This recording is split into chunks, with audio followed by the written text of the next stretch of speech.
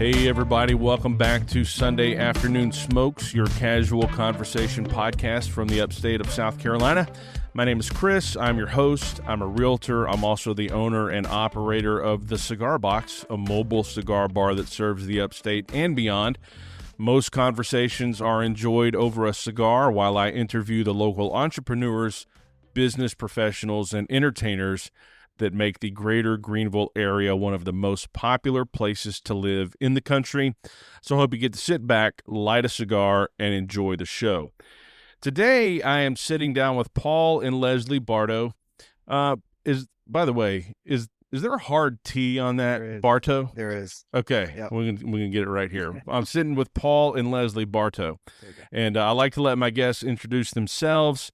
So both of you take a minute, say hi, say as much or as little about yourself as you'd like.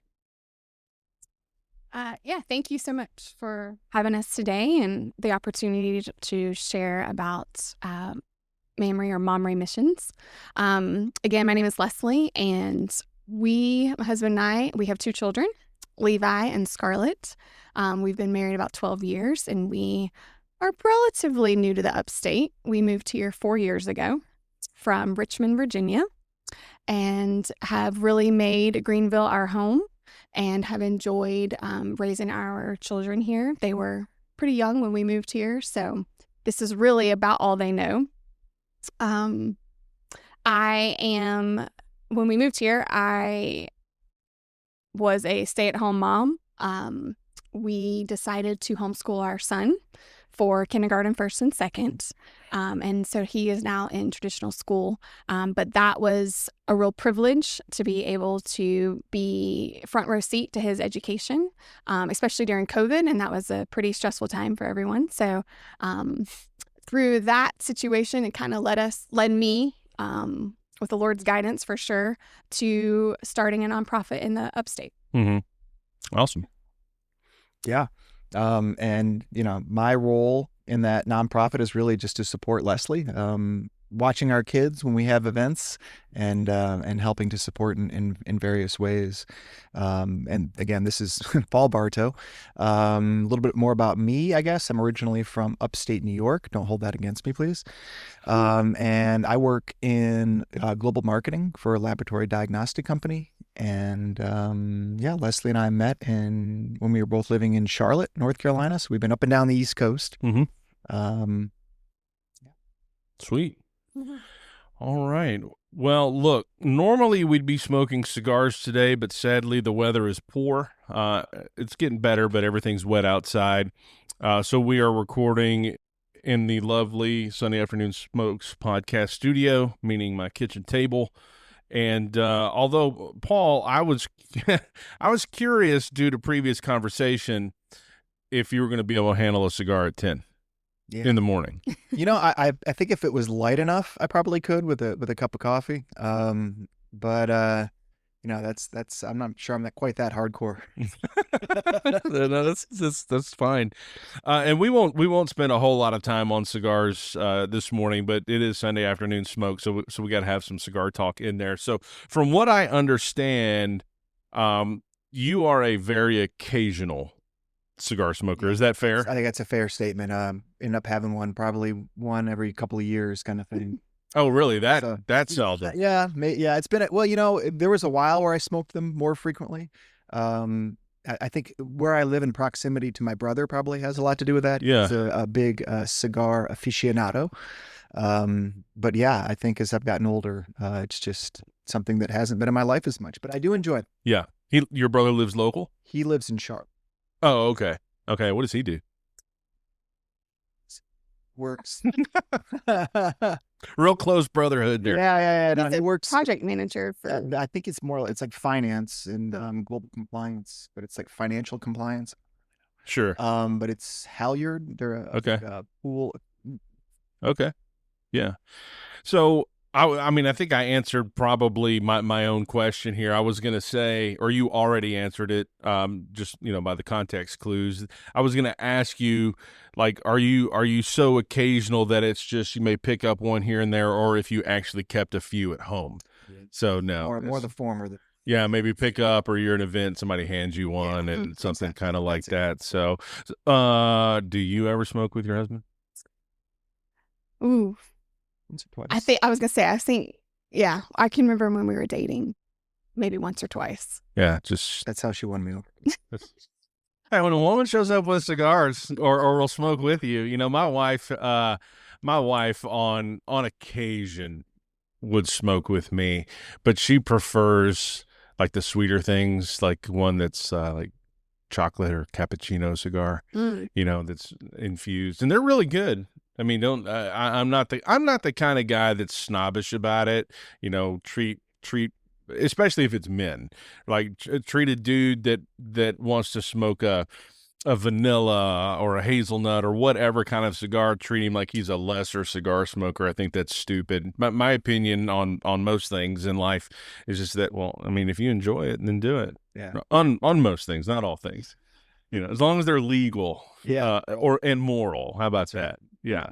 That's my opinion. So when's the last time you smoked a cigar? Woo. That's been a minute, huh? It's been years. Honestly, I think the last time I smoked one was at your brother's wedding, Wow. which that would have been before we 10 got years ago? married. Yeah. No, that was before we got 15 years ago? Yeah. Yeah, because my wife is in the hospital right now, I'm tempted for us just to smoke indoors. She can't come home, and it's not like she's going to come home and complain about it. It'll probably have dissipated by the time we get her home. Not a big deal. No, no evidence. here, You might be able to talk me into that, but I'll let you make it. Yeah, I know. We won't. We won't do that. So this is episode 27, as I mentioned a minute ago, and it is the very first husband and wife dual interview that I've done, and that's fun. In fact, all my interviews this month are duos, interestingly enough, and two out of the four are husband and wife teams. I was going to ask, I'm not trying to create marital controversy, but I was going to ask if you had aversion to Paul smoking cigars, but he smokes so few.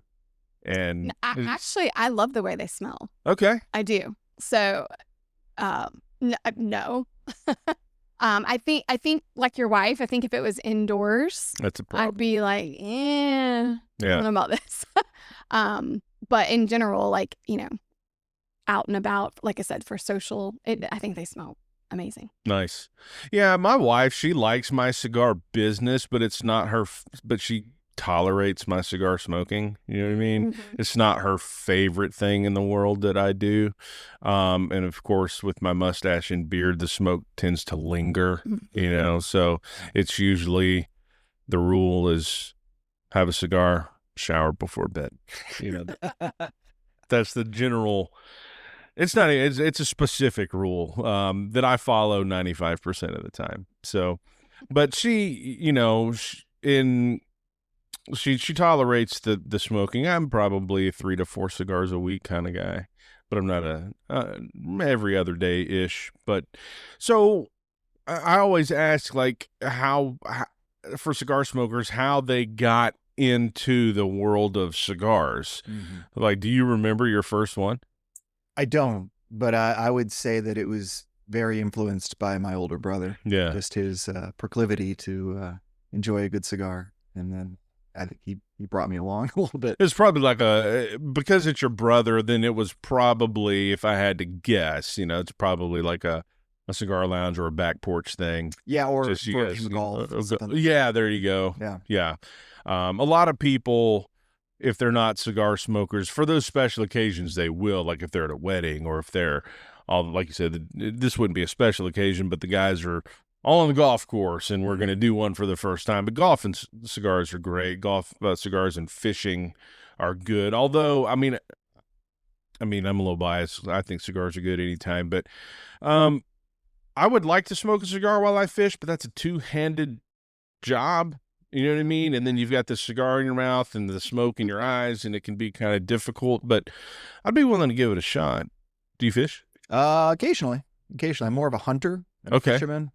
Probably wouldn't be a good combination with deer hunting. No, not at all. I'll scare the deer off. Yeah.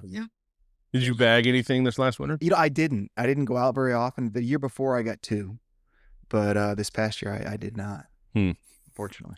Bow or rifle? Rifle. Yeah. What are you shooting? I've got a Weatherby 270. Nice. That's the first gun. It's the only rifle I have. My dad bought it for me when I turned 12. It's a Weatherby 243. Oh, yeah. So it's in my closet upstairs. It's lovely. Yeah. Do you hunt? No, I don't. I mean, I have when I was with him. Deer hunting's not my favorite thing in the world. I mean, I don't like to get up and be in a blind at 5 a.m. and just sit there. I'd honestly, I mean, I like hunting. I'd rather have, a light 12 and be on the move doing birds. Sure, which is fun. It's fun. Yeah, we got some pointers, some dogs running, and that's a lot more interesting to me than just sitting in a blind waiting for a deer to walk by. Yeah. I would say two things that I enjoy about being in the blind. One is it gives me good time for prayer. Yeah. And just enjoying nature. Mm-hmm. And then I like the taste of venison. So yeah, that's a good reason to be. Do you process your own deer? I do not. No.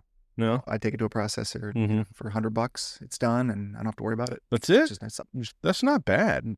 I mean, I've never taken a deer to a processor, so I have no idea, and do you just, how does that work? I mean, obviously there's only so much on a deer. Yep. I mean, you're going to get what you're going to get. Same thing as if it was a cow.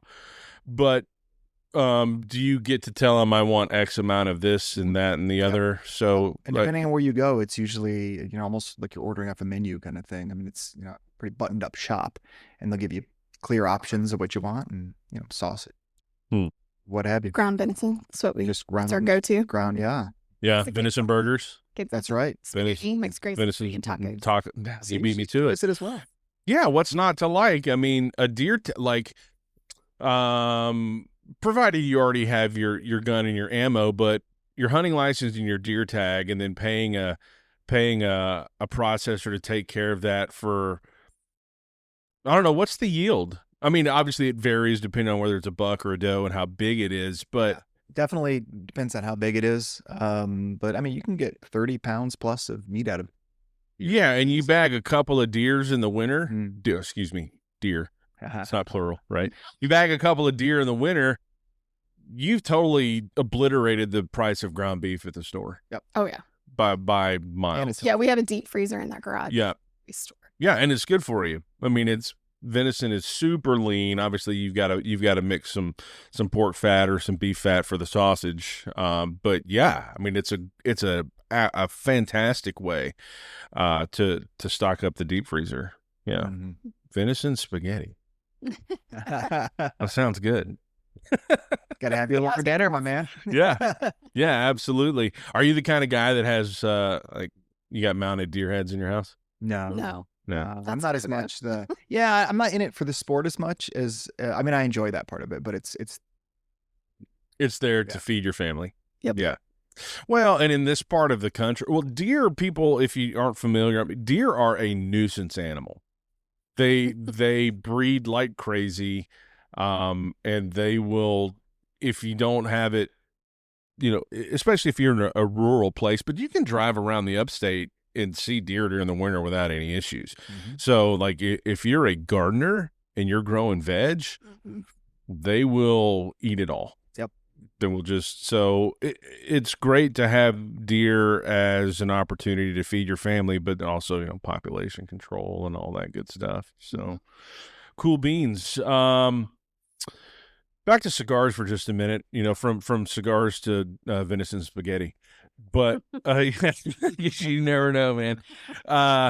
You said, and you put in the show notes preference that today, if we're going to have a cigar, you want it on the light side. Now, I already see that you're having black coffee. Yeah. So, I'm going to give you three. I'm going to run down a couple of flavor profiles with you, and we're going to want to do a little Sherlock Holmes thing here on your cigar. So let me give you three kind of flavor sections here: vanilla, peanut, honey, lightly toasted bread. That's one. Woody, oak, coffee, leather, espresso, dark chocolate, molasses. So those are the three. Yeah. So where are you at on that scale? Actually, I know we selected light, but that was more aligned to the fact that it's 10 a.m. Yeah. Normally, I like a darker, more full-bodied. Oh, really? Okay. I didn't know that. I thought you were just kind of light all the time. No. More the time of day. Sure. Yeah. I mean, the last podcast that went up, actually just yesterday, I interviewed Jeff Pence and Dave Dill from Magic Rooster Tattoo in Malden. That was fun. And Dave Dill, he's like, I like heavy cigars in the morning. And then I like to get lighter as the day goes on. Like, if I'm going to smoke more than one cigar a day, he said, I like a lighter cigar in the evening. He's like, but in the morning when my palate's fresh and can really taste, I want to get punched in the face. Yes. That's what he said. Yeah. I'm that way with coffee. Like if I want first thing in the morning, I like a nice, just dark roast. Yeah. And then as the day goes on, I might lighten it up a little bit or do like an oolong tea or something in the afternoon. Mm-hmm. But yeah. Y'all big coffee drinkers? I am. He is for sure. No? I enjoy it for sure. But more flavored coffees, not black. Sure. Identify that as coffee. Right. I mean, that's fair. If you like it, if it makes you happy, if it's moral and legal, it's morally right to drink coffee. We'll just go ahead and say that. Yeah. So, but you prefer either coffees that have been infused or you like the flavored creamers to pour in your coffee? Flavored creamers. Yeah. What's your go-to? Hazelnut. I love hazelnut stuff. Love it. I don't think I have anymore. I think I smoked them all, but I had some little hazelnut cigarillos. So it's a cigarette-sized cigar. Actually, his brother was just telling us about this over Mother's Day. I should get you one just for fun. Just for fun. Yeah. I mean, you can be, does your kid ride the bus to school or do you take him and drop him off? Take him. Yeah. So you could just be like taking a nice long drag as you pull up to school, roll down the window in front of all the teachers and parents. Private Christian school. Absolutely. 100%. Stirring up trouble. So, all right, look, let's move on here. This is today is really all about now do y'all say it Mamre or Mamre or there's So there are obviously different ways to pronounce it. Felt like where we live in the upstate, Mamre would be better received and more understood. So okay. Stuck with Mamre. Mamre. All right, Mamre Missions. So before we get super deep into it, go ahead and tell us what Mamre Missions is, how people can follow you on social media, how can they get in touch with you, if they need the services you provide, if they want to help, just kind of all that. Sure. So essentially, in a nutshell, Mamre Missions is a food ministry. Mm-hmm.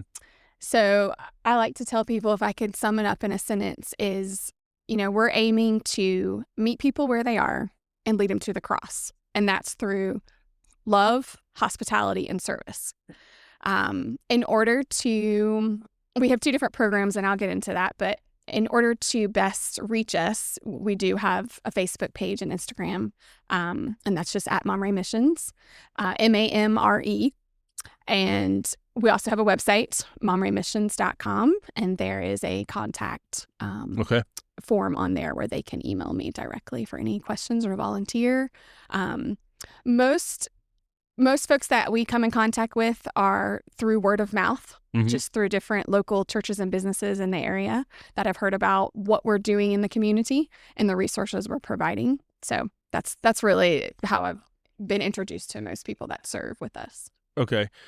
And I don't, maybe this is getting ahead of myself just a little bit, because I know y'all are helping school kids during the summer. Yes, that's one. That's one program, but you're also available to help just whoever. That's correct. Right? Okay. That's correct. So if anybody is in need of food assistance, they can get in touch with, they can go to your website or however and get in touch with you. Okay, cool. So for people not familiar with the scriptures, Mamre is a place in the land of Hebron. It's mentioned 10 times in Genesis. In fact, it's only mentioned in Genesis. It's where Abraham, who at that point was still Abram, he pitched his tent in the plains of Mamre after he separated from Lot, and there he built an altar to the Lord.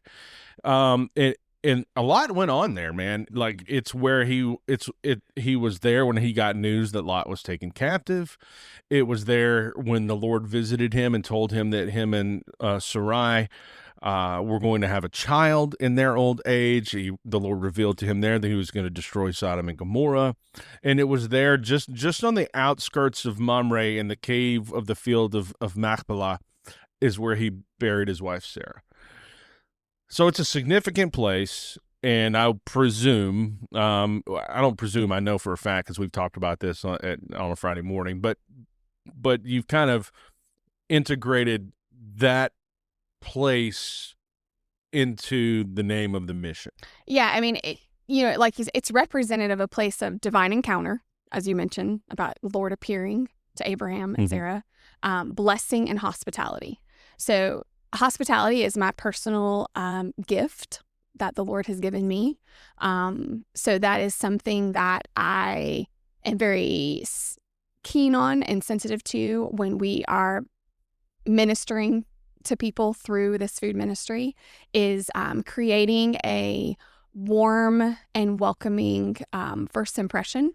I think it goes a long way, especially surrounding our program, our mobile pantry and community table, which is something that, we started off as a mobile pantry where we have a partnership with the Storehouse in Easley, which is it's amazing nonprofit, where we're again able to distribute food boxes to those in need. So, and these food boxes, it's fresh produce, frozen meats, non-perishable goods. So we've been doing that for quite some time before Mamre Missions was ever even a thought or a thing. But one thing I began to sort of see over time is the real need and desire for community. As again, it's a mobile pantry. So as people are driving through, you say, hello, how are you? And it's a kind of a quick interaction.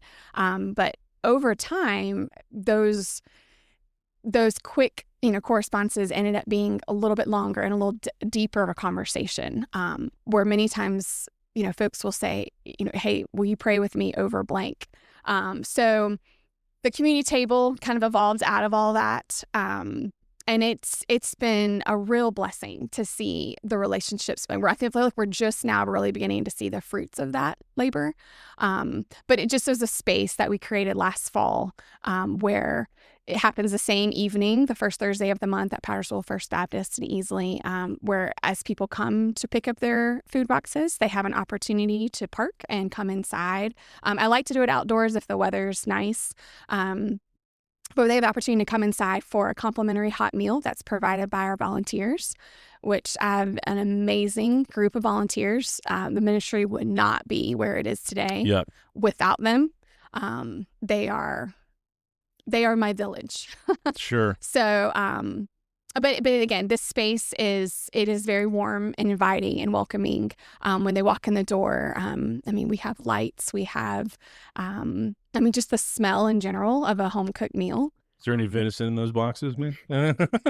Yeah, I haven't seen that yet. But we have live music. Oh, nice. Yeah, we have live music there, and we also have just guest speakers from the community that will come and speak on various different topics. Oh, so much fun. And that live music, we've had some amazing local professional musicians that have come in and volunteered their time to lead the music. So it's been pretty amazing. Yeah.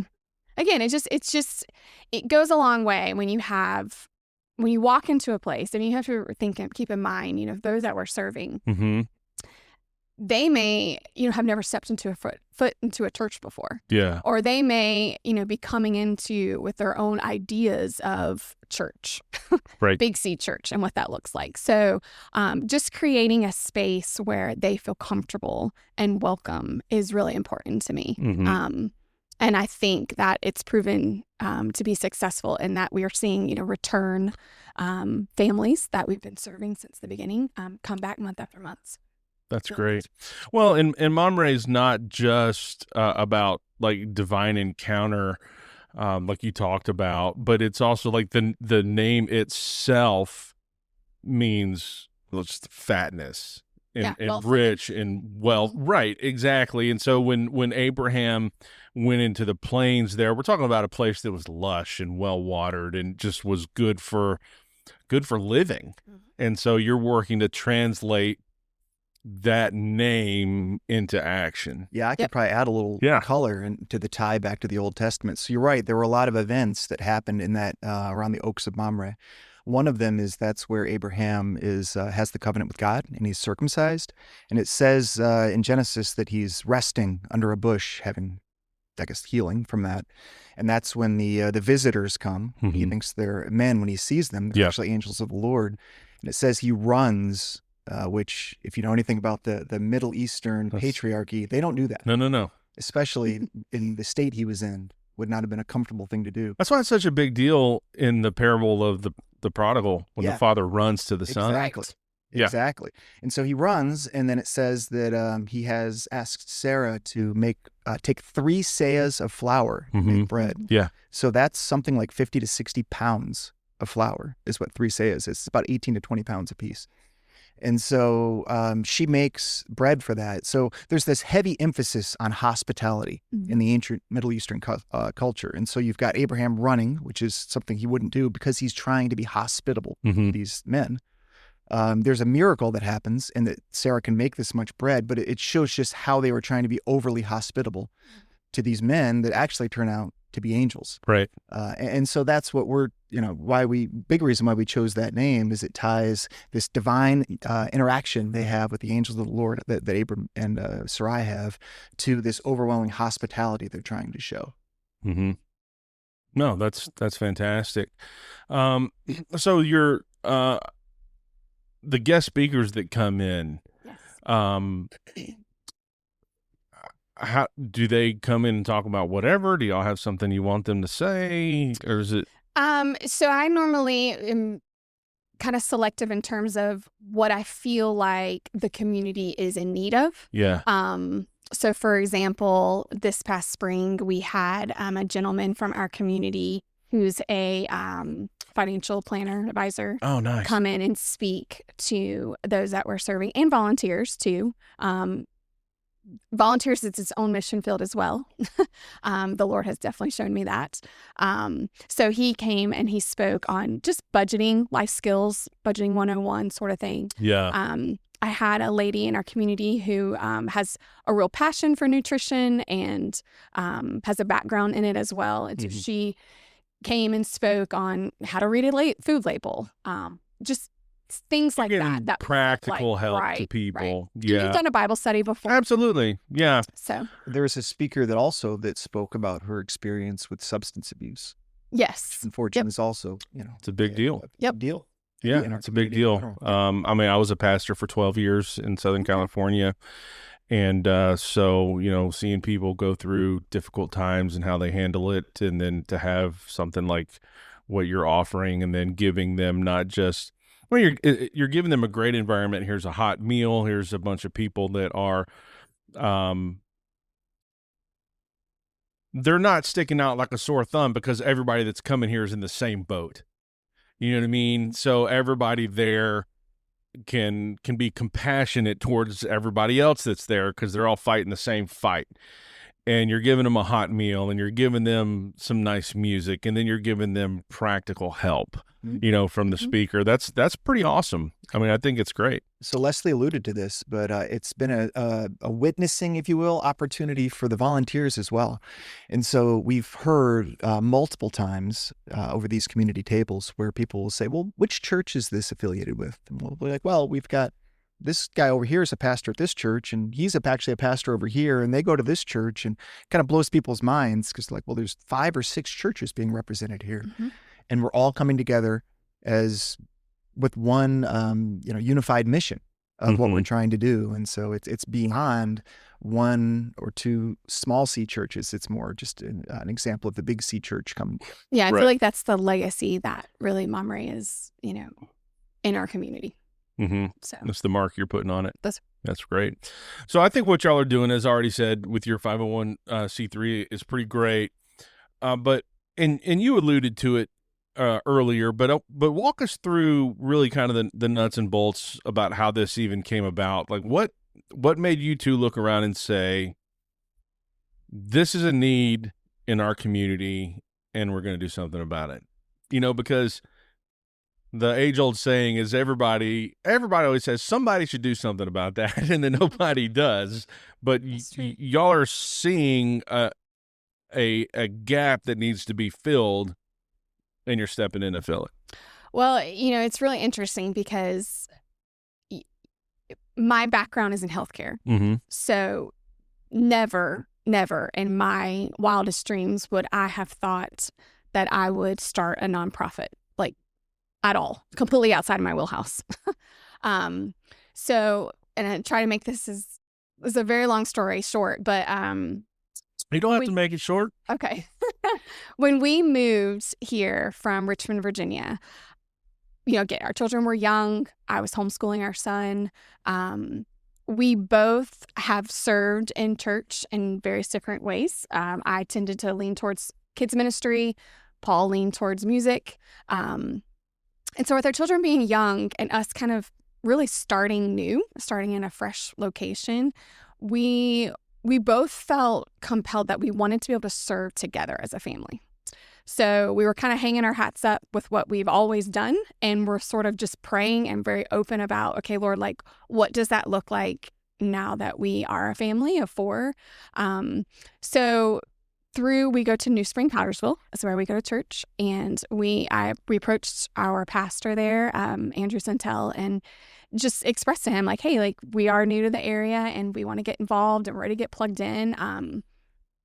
Where do you see us? This is kind of where we're at. And so he actually connected me to a lady. Her name is Natalie Robertson. And she has become a really good friend of mine, but she is also another mama in the church who was kind of facilitating local missions there at the time. And so there was a principal of a Weston Elementary School, it's a Title I school in Easley, who had reached out to the church. This was summer of 2023, and had expressed a need that there was a handful of families that do not have any transportation to the local summer meal state-funded summer meal programs.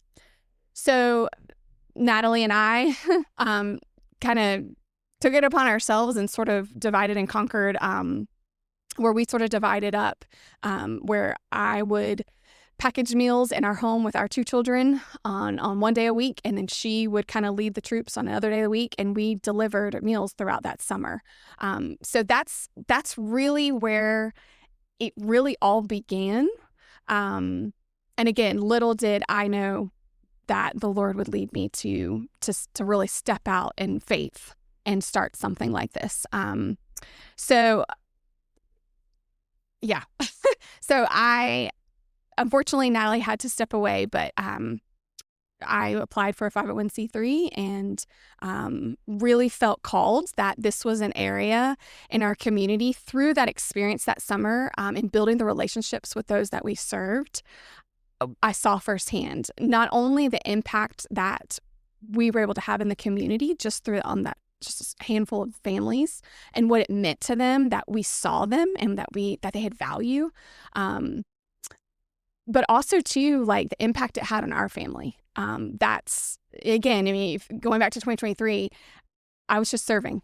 I was just a mom in the church with my kids, just serving because I wanted to teach my children gratitude and generosity. And we are so blessed, and getting outside of our bubbles and realizing that there are real needs, not just needs in Africa or needs in India, but here locally in the upstate. Like, there are people in our backyard that need help and that need access to food, good food, nutrition. So nutrition is something that's very near and dear to my heart, and it's something that I also feel like Mamre kind of has a niche in our community, and being able to provide a quality, nutritious bagged meal.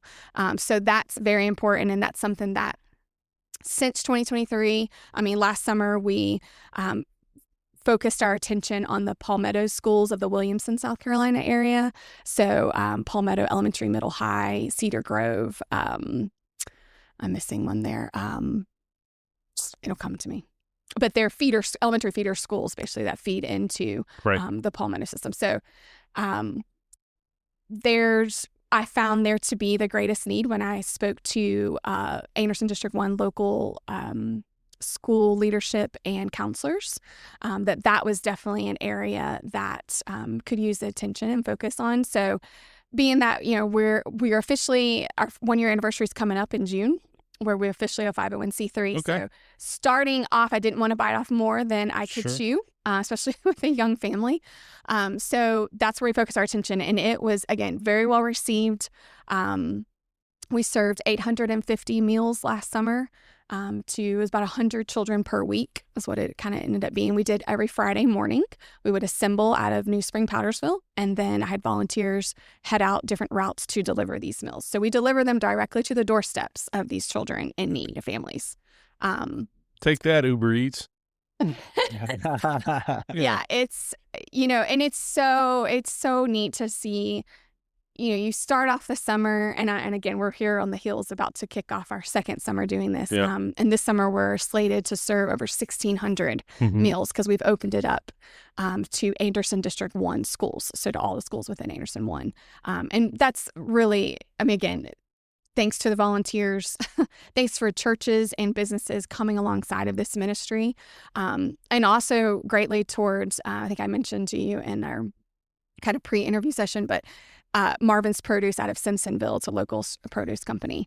And so they're partnering with us this summer to be able to have access to a laundry list of fresh fruits and vegetables that we can purchase at a discounted cost. So last summer I did all our shopping at Sam's Club. So those retail prices, and we all know how expensive fresh fruit and vegetables are for our own families. So being able to partner with them is huge this summer, and it's just really opened the doors. Yeah. And also the school system, having Anderson 1 really come alongside of this ministry and open their doors. I mean, we're going to be assembling and delivering meals out of Powdersville High School this summer. Dr. Christy Sheely, she is the Director of Student Services for Anderson 1.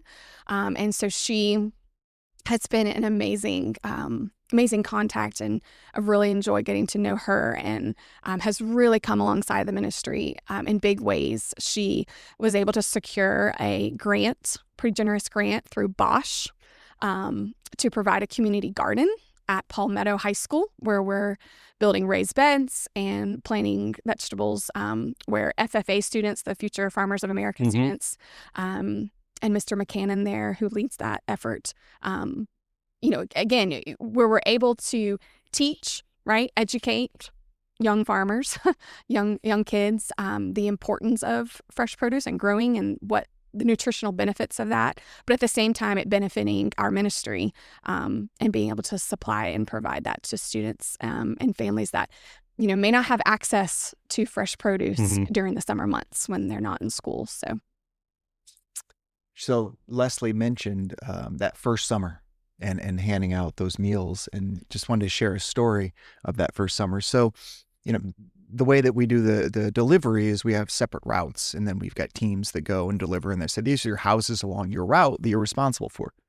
And so I remember one particular trip, we had several homes where the people weren't home. And so we had essentially quite a bit of food left over. And I remember turning to Leslie and saying, this is not coming home with us. We're going to find someone to give this to. And so we went into, there's some Section 8 housing over here, and we just started handing it out. And what's amazing, Chris, is we had no plan. And we walked out, we drove in there basically just handing out food. So you can imagine people were coming, but we had exactly enough. Not one person. There was no meal left over, and no one that wanted a meal that didn't get one. And so I'm reminded of like Elijah, the widow, and her son, and the oil and the flour that doesn't run out. Right. Reminded of the feeding of the 5,000 and the baskets. And I guess there was some left over there. But yeah, but it's my opinion. Well, if you read that account, they took up 12 baskets left. Yeah. One for each disciple or apostle. Yeah. There was just enough for everybody. Yeah. And the Lord is good. That's a fabulous account, man. Well, and in the feeding of the 5,000, there was enough left over. Yeah, that's what he's saying. The 12 baskets, one for each tribe. Right, but that goes back to what Mamre means, and well-fed, fully assisted, abundantly supplied. Right. I have seen that so many times where he doesn't just meet the need, he meets it in abundance. Yeah, well, he's able to do exceedingly abundantly That's above all that we can ask or think. Right. That's Yeah. Well, at this moment, let me ask you that if you were throwing a party and wanted to create an elegant cigar atmosphere, would you just go buy a box of cigars and leave them out on a table? Wouldn't you rather exude class, sophistication, and elegance?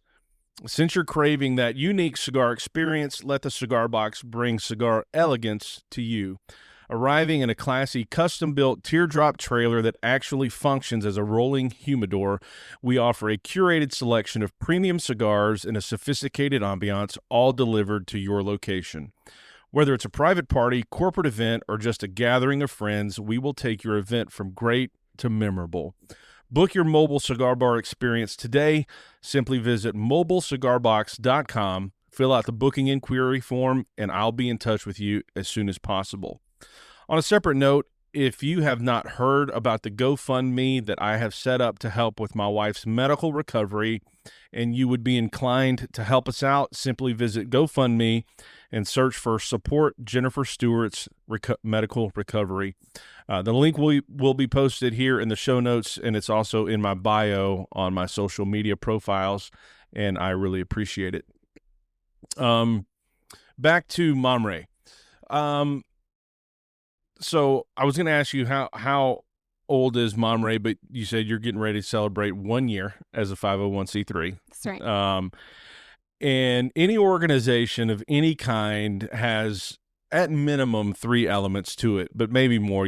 There's a mission, which obviously your mission is nailed down pretty clear. And then funding and staffing. Those are the 3 big rocks in the jar. So as I said, you've got your mission, but what about funding and staffing? How does that work for you to, like I said, I know you said like last year you bought everything at Sam's Club. Obviously you've partnered with some other people, and I've got questions about your partners, but so how does it work with the funding? Are y'all working on donations? Do you get grants? Like, how's that happening? So, this is a question that I'm frequently asked. It's a Jehovah Jireh kind of thing, which right, is great. Because, the fact of the matter is we are a nonprofit, right? Mm-hmm. So fundraising is a big part of being able to stay afloat.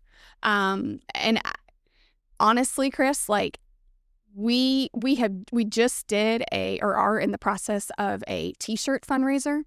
But on it, to God be the glory, he has brought people to me who have a passion for what this ministry is about and what we're doing in the community, and they see the value of it, and they have come alongside and donated. So to answer your question about, we haven't had to really tap into major fundraising efforts at this point.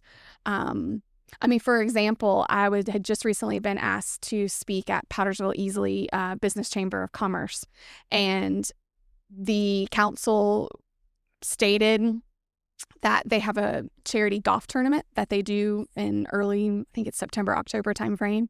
And they would like Mamre Missions to be, if not the sole beneficiary, a beneficiary of it. That isn't anything that I went and asked for. Sure.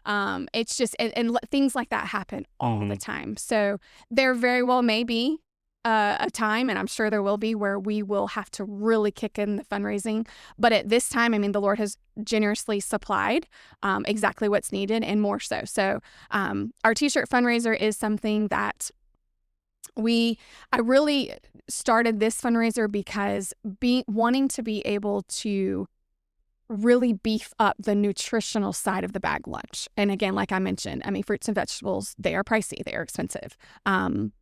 I can get, apples and cucumbers, at a pretty fair price, especially going through Marvin's Produce. But if I want to get raspberries or something that's a little more eccentric of a fruit and vegetable, which I would love to be able to introduce to these children, because I can tell you an example. In the food box through our mobile pantry, this was last summer, we had dragon fruit. And when it was a lady who was probably in her mid-60s, and she saw the dragon fruit and literally clutched her pearls. Like, she's like, "What is that? It looks like a grenade."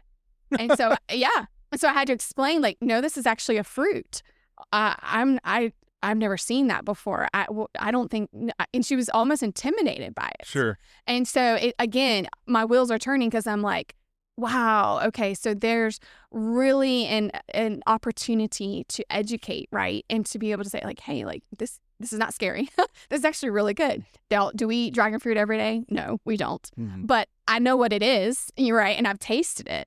But I mean, this lady's in her mid-60s and was literally very intimidated by it. So that's just another example of why, again, the fundraiser is so important, to be able to, again, not just to check the box, right? Not just put an apple in there, put an orange in there. I mean, that's what these kids get at school. But to be able to be, again, abundantly supply these children with fruits and vegetables in their family that, again, they do not have access to or would not otherwise. So Sure. So, to answer your question.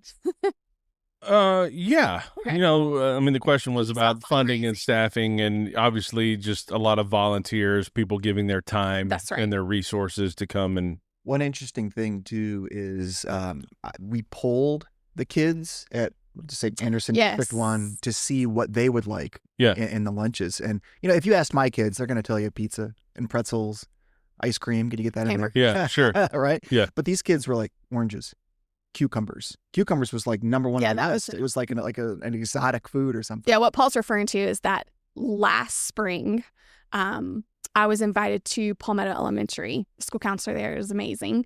Very open door with me and just invited me to come into the school. It was like, hey, like, let me introduce you to the students that I see every day.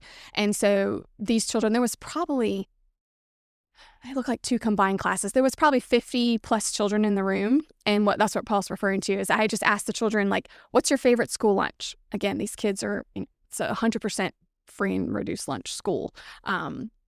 And so, or free meal school. So all of them, except for one child said chicken, but they all said fruits and vegetables, and cucumbers was their favorite, that I think they often received on Fridays with ranch dressing, which is funny because actually in our meals last summer, that was one thing I wanted to really be intentional about including. And our kids too. Our kids love to dip. All kids love dipping things in sauces and what have you, ketchup and so I made sure to have an individual packet of ranch dressing in every single meal last summer. So these kids could.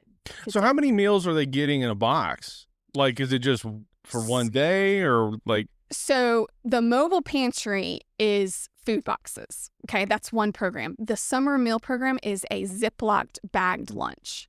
And so it often has a breakfast item in there too. I can give you a kind of a rundown. For this summer, our bag lunches look like a bottle of water. We have a frozen like Mott's applesauce pouch, and that kind of serves two purposes, right? Like an ice pack, if you will, but also just a healthy treat. We have Kind breakfast bars. Last summer, again, we did your Nutri-Grain bars, which is great, but I wanted to step it up this summer and try to provide again. Really looking at the nutritional label. And they're not getting a bag of Doritos. And I always tell people, anything donated, we give out. Sure. Because food is food. Food is food. Like, I don't say no. Yeah. But again, my goal, my hope is to be able to really be heaven. Yeah, obviously we want, I have this in here somewhere. We're obviously in our country in a very, this nutritional storm that's been brewing that's now kind of coming to the peak about all the problems with our food. And on the other side of that coin, children/families that are struggling with food, beggars can't be choosers kind of a thing. Like if you've got Doritos, I'd rather eat that if I'm going hungry than nothing. Absolutely. So we do not turn anything away. But again, as far as our core, it goes back to a bottle of water, a breakfast bar, a fruit, a vegetable, sometimes more than one, depending upon what's supplied. One initiative I had this season is encouraging community partners to plant one more row. Just a one more row initiative. Because I told people all the time last summer, we have a garden in our family as well. And one cherry tomato plant produces a lot of cherry tomatoes, and that can feed multiple children. So by the end of the summer, I mean, oftentimes produce, and if it's a good harvest, like, is coming in abundance. And, we can only eat so many tomatoes and so many Sure. So that's another part of this, is just community gardens to be able to help us supply, again, just an abundance of fruits and vegetables. So, Yeah. I mean, we often had grocery bags last summer. That's how much food was donated. So it always ended up being well more than a bagged lunch. But yeah, fruit and vegetables and protein. We do also a ham sandwich as well. So. Yeah. I love the whole One More Row initiative. It's a great idea. And I just immediately thought of that verse where Jesus says, "Except a corn of wheat fall in the ground and die." Then he said, but if it does, it bringeth forth much fruit. You take one kernel of corn off an ear and plant it, and you get a stalk. And off that stalk, you get 5 or 6 ears of corn. You know how many hundreds of kernels are on an ear of corn from one kernel? And so if you plant just one more row of cherry tomatoes, you're talking, depending on how long your row is, but thousands of cherry tomatoes. Well, yeah, it's just, and in Torah, it talks about leaving the edge of the field unharvested. Right. And that's literally one of the laws. One of the for the poor people. 613, exactly. Yeah. It's to take care of the mamzer, the outcast, the foreigner in your midst, basically. Mm-hmm. So then they got in trouble for that. Mm-hmm. They got, the Jews got in trouble for a lot of things, as people tend to do. But that was like, obviously the big one was that for, 490 years they disobeyed the Sabbath. And so they get that Sabbath year, you let the land rest, and they wind up in Babylon for 70 years. But they also glean the corners of their field. And so at harvest time, like you said, they were supposed to leave the corners of their field for the people that were struggling, and they could go through and feed themselves, And that's so how Ruth met Boaz. That's exactly right. That's exactly right. So what is Mamre's biggest need at the moment? No question you weren't prepared for. Our biggest need. Really, it's getting the resource out to the community.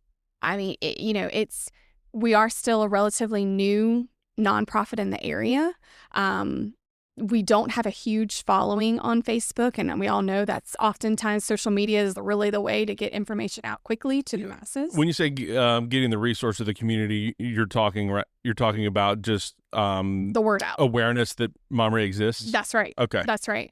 I run into people all the time through the mobile pantry side, right, of our ministry, and I'll be like, hey, you've got kids in the cart. Do your children go to Anderson 1? Yeah, they do.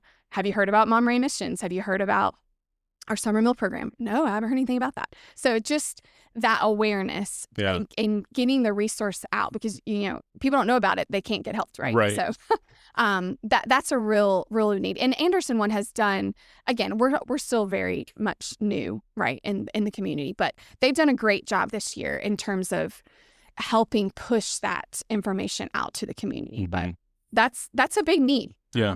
Sure.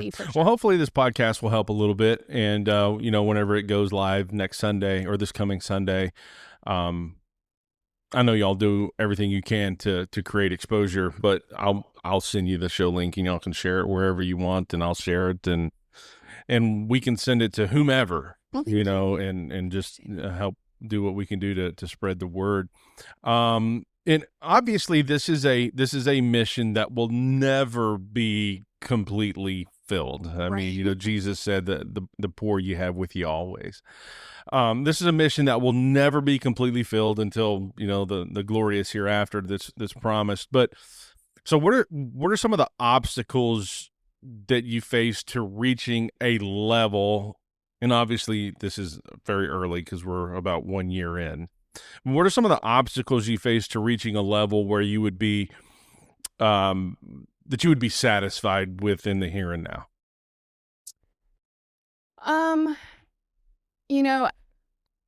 It's this ministry I talk about these two different programs, but they are very much intertwined because as we served those this past summer, you like I started to say earlier, but you pull up, you've got kiddos or adults who are just peeping out the blinds, who are just pulling the curtain back, because again, we're complete strangers to them, and we're coming on their turf, right?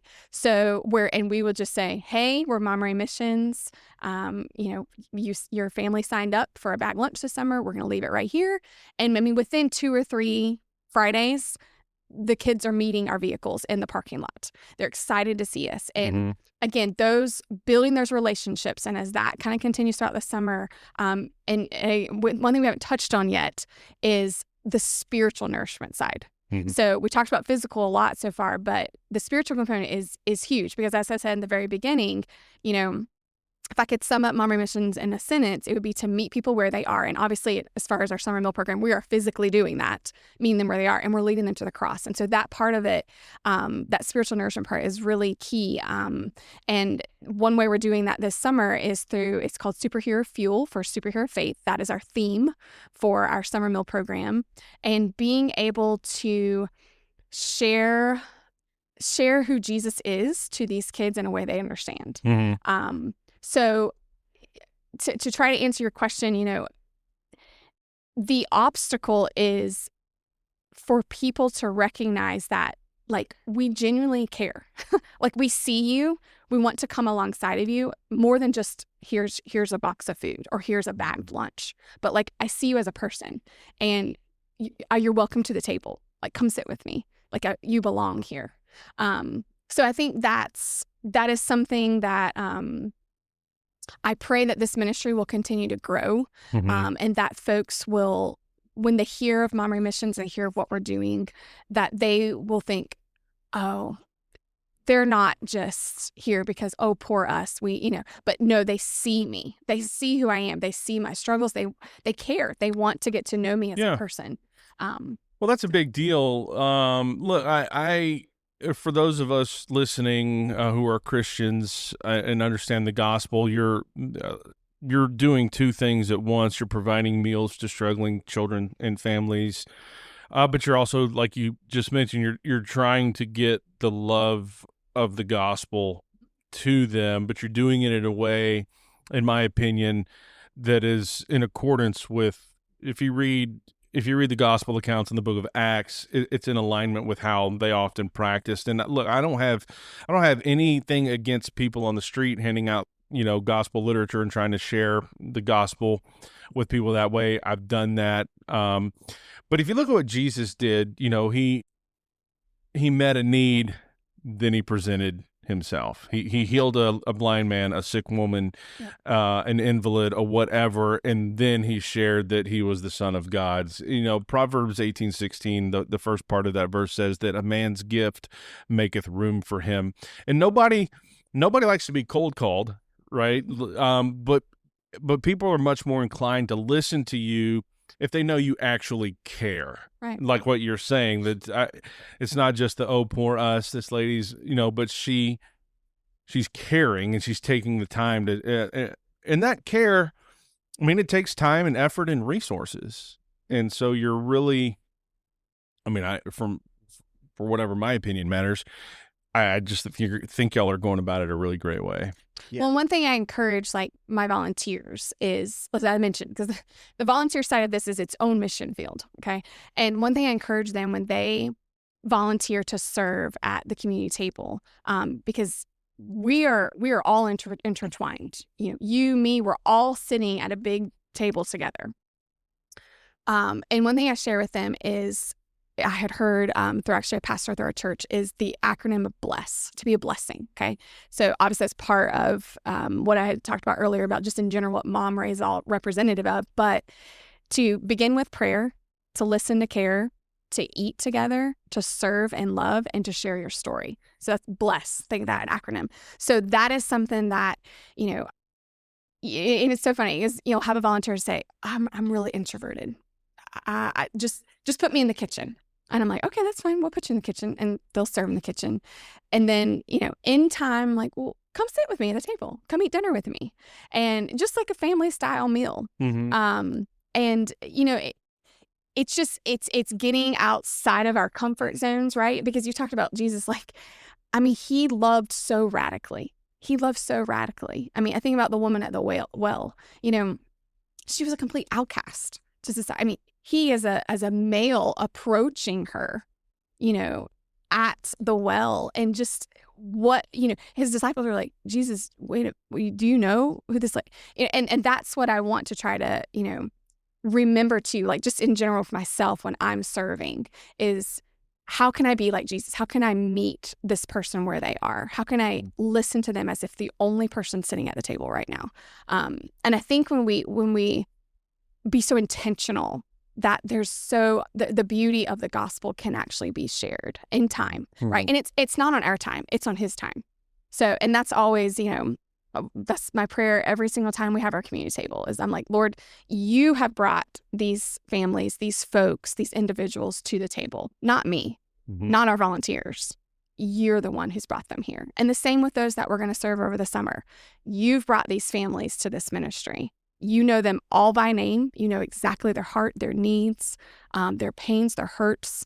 And so help me, equip our volunteers to be able to serve them where they are. Mm-hmm. Yeah. You started to say something. Well, I was going to say, I might get this quote wrong, at least the source wrong. I think it's Charles Spurgeon, but it's something to the effect of, you can't share the warmth of Jesus' love with someone whose feet are perishing in the cold. And so I think that's a big part of what this ministry is. It's trying to meet the need and at the same time share who Jesus is. And I'm a firm believer that discipleship begins with relationship. And I think one of the key ways to develop a relationship is to break bread with someone. Yeah. And we see that over and over again in what Jesus did and throughout Scripture, where there's a meal that's had. And whether it's Matthew inviting his friends right after he became a believer, and Jesus sitting there with the sinners and having a meal, or just, the Last Supper, et cetera. There's so many examples of it being over a meal. And I think that's...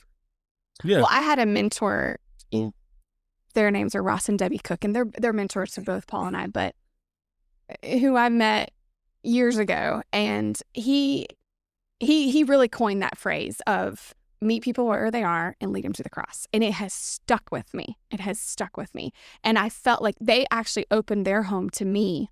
And I lived with them for about 3 to 6 months. No strings attached. They just welcomed me to stay there, had a place to stay.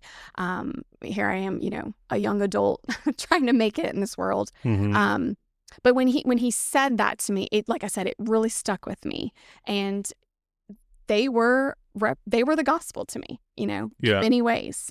And so again, being able to, and I mentioned to you also in our kind of pre-discussion leading up to this podcast was, I came from a great family, wonderful parents who did everything they could to give my brother and I the best life.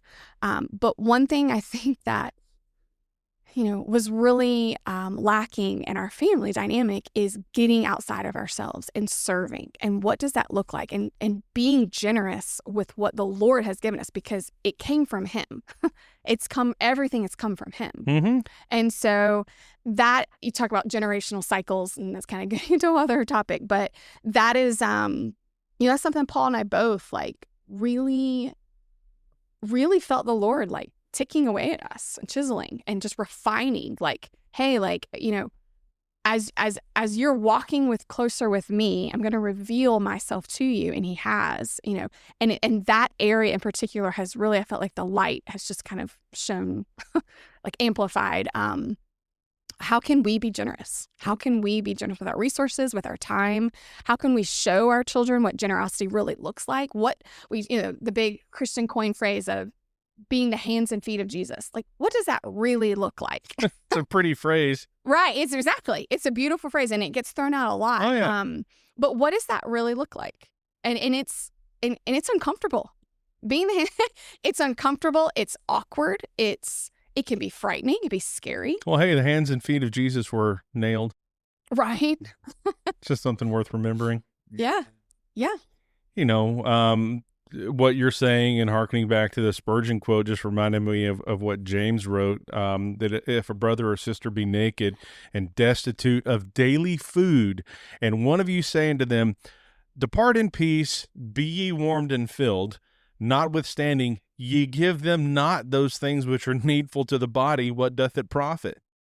We just say, hey, God's blessings on you. No, be warm and filled. Hope you get something to eat. And we're sitting here with abundance. Yeah. So, and as disciples, I mean, as believers, as Christians, and we're called to be disciples of Jesus. And so in the Jewish culture, especially ancient Jewish culture, a disciple would follow the rabbi everywhere he went and act just like their rabbi acted, and learn from their rabbi by doing exactly what he did, saying exactly what he said, and with the goal of wanting to be just like him. And that's what we are called to do as disciples of Jesus. And we see that example through the New Testament. One thing I want to speak on, you might kick me under the table, but there's this idea in the community at large of toxic charities, and that charities that give to people and don't require something of them is somehow a bad thing. But as a disciple of Jesus, I believe that we are called to give. Jesus paid it all, right? That's how the song goes. I mean, he gave everything, and he asks for nothing in return from us, right? Other than believing in who he is. And so we believe that while we do help people along the way, in addition to what we give them through the services that we provide, through the speakers that speak on topics that help them to enrich their lives, we're giving out of our abundance, if you will, because that's what we're called to do. We're not called to hold people to do anything to earn what they're getting, because Jesus doesn't call us to do that. So I just felt like that was an important thing to share. Yeah. And yes, I think too, being able to, like I said before, loving radically.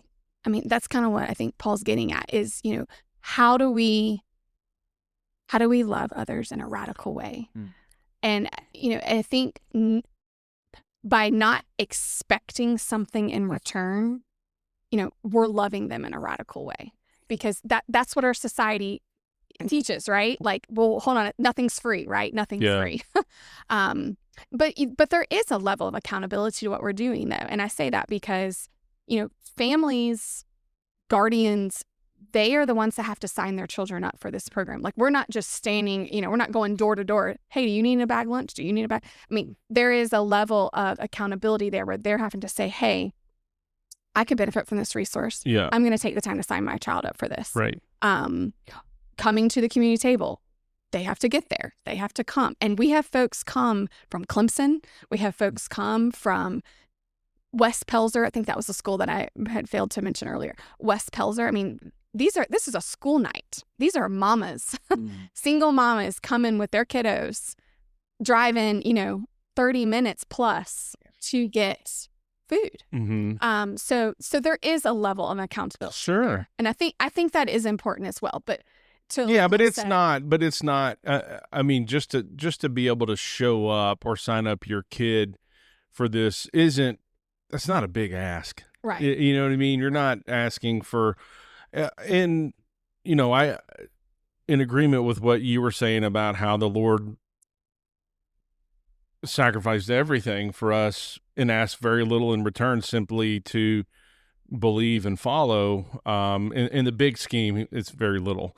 I did a kind of a solo podcast a few weeks ago about how I'm handling this situation with my wife, because everybody wants to know, how are you doing? Well, here's how I'm doing, and here's how I see it, here's how I process it from a biblical perspective as a Christian.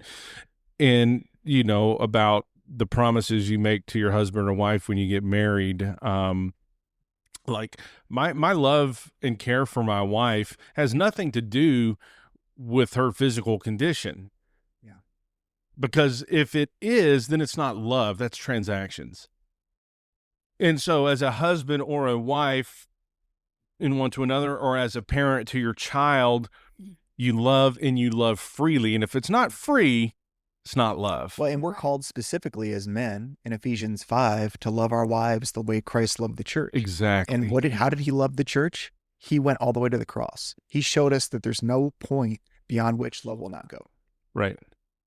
Yeah. I mean, he went all the way with no guarantee of return, on investment, if we can put it in that phrase. But he did it, Hebrews tells us for enduring the cross, despising the shame, but the joy which was set before him was the opportunity he was creating to redeem the entire world with no guarantee. Because, I mean, let's face it. I mean, he also said that, wide is the way and broad is the gate that leadeth to destruction, and many there be which go in thereat. But straight is the gate, and narrow is the way that leadeth to life everlasting, and few there be that find it. The overwhelming majority of the world does not come to salvation in Jesus Christ. But he did it for those that would. I mean, he did it for the whole world, and now it's up to individuals. But like you said, there's no guarantee, and what you're asking of people to take part in this service is simply sign up if your child needs it and come to the table. Yeah. It's not hard. I mean, it may be a difficult moment for some people to get there, but like I was talking before we started the podcast about being an entrepreneur, and this would apply. If you want it bad enough, you'll find a way. Mm-hmm. Yeah. Mm-hmm. You asked the question earlier about things that Mamre needs in order to scale. And we talked a little bit about volunteers.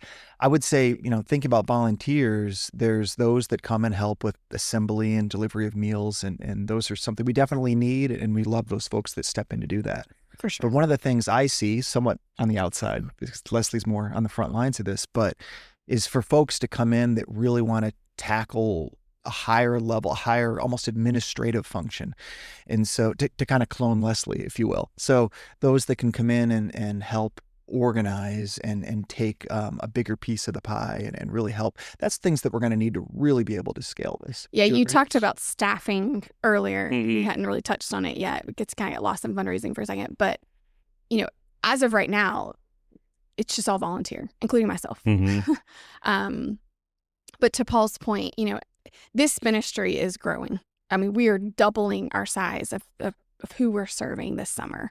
And as that ministry grows and the needs grow in our community, he's right. Like there's going to have to be a real administrative side. Right. And I'm just trusting the Lord on that one because he, I say all the time, like, this is his ministry. This was never a dream of mine. It wasn't, he called me into this because there was a need in our community. So, it's his ministry.